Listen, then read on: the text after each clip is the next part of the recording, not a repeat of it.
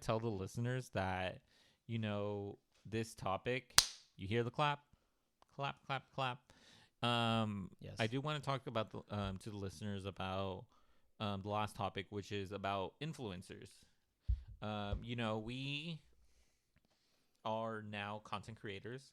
I technically, Jason is a podcaster. We're making videos. We're transitioning YouTuber. We're transitioning. We're both going to be YouTubers. Full-time job. Sponsored by Raid Shadow. No, I no, wish. no, no, no, no, no. I do want to talk about some of Genshin Impact. some of the lighthearted talk. Genshin Impact. No, I want to talk about some of the other topics of being an influencer. Because there's been a lot of things, especially lately, about influencers, and I do want to talk about it. The first one being with a couple of YouTubers. More than a few YouTubers are being sued for $1 billion because of their involvement with FTX and promoting FTX because they have a financial channel. And I want to ask you what you think about the responsibility that YouTubers have, because I watched CoffeeZilla did a video about it. Honestly, love CoffeeZilla, love what he does. Really good YouTuber.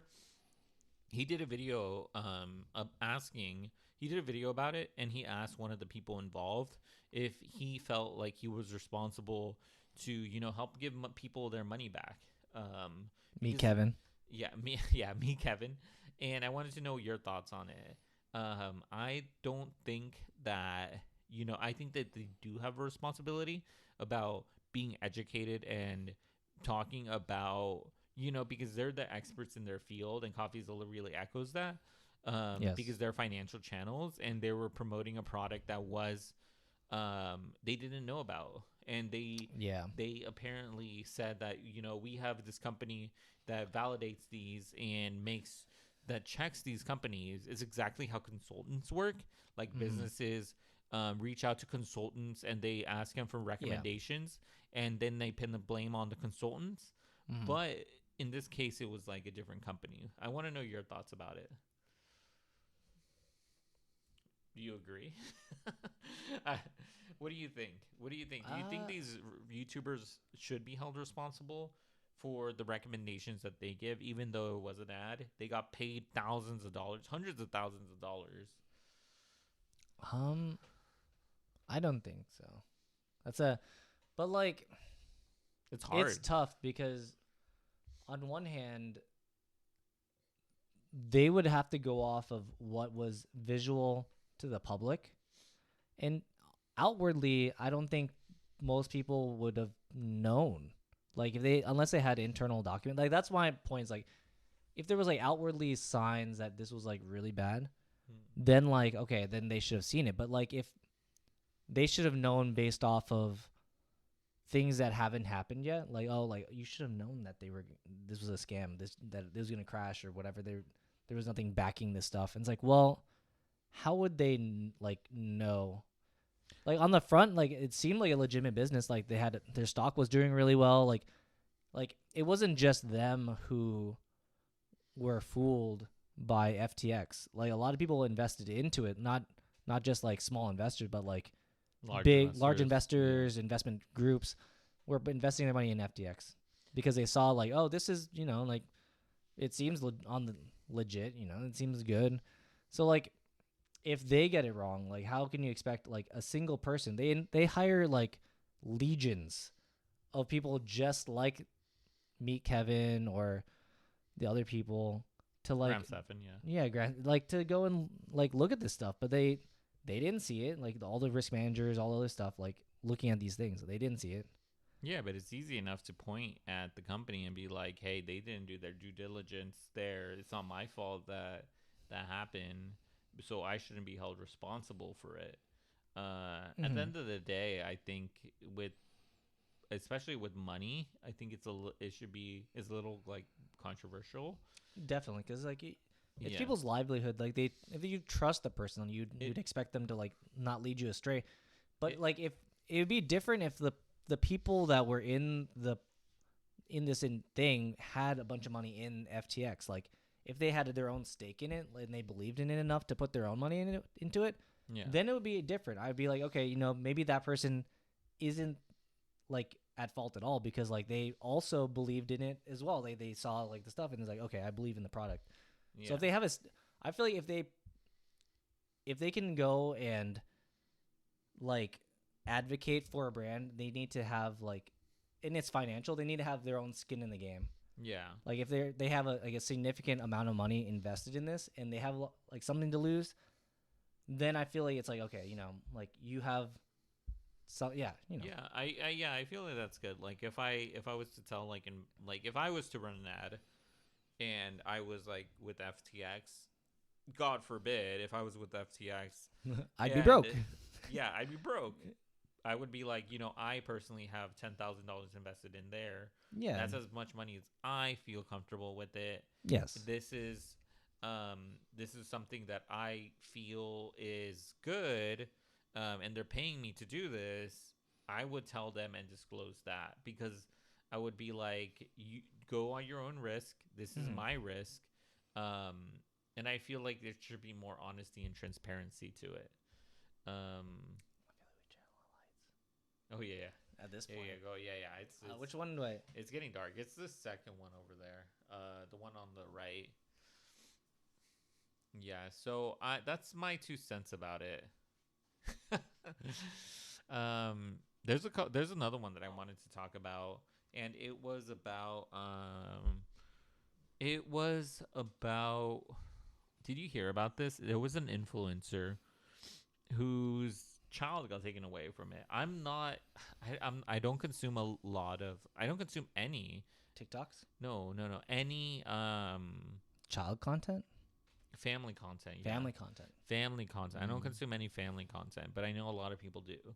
And there was a TikToker who got their child taken away from them because they put that they had gone through and put a video of their son getting wrapped up in wrapping paper or saran wrap by the husband.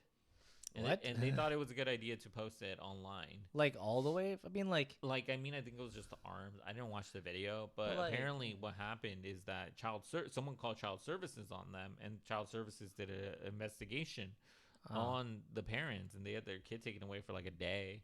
Yeah.